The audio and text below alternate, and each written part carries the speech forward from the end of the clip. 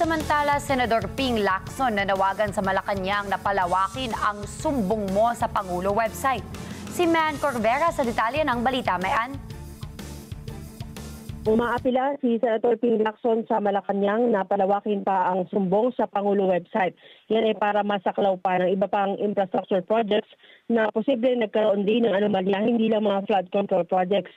Ayon kay Lacson, malaki ang naitulong ng website ng Pangulo para mabilis silang matunton ang mga proyekto ng gobyerno, lalo na mga ghost projects na napondohan na ng pamahalaan. Mahalagaan niya ang papel ng website na ito, lalo ngayong pahirapan na ma-access ang website ng DPWH.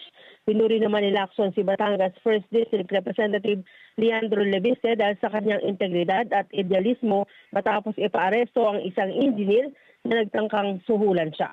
May Ann Corbera para sa Mata ng Agila, matatag, matapang, matapat.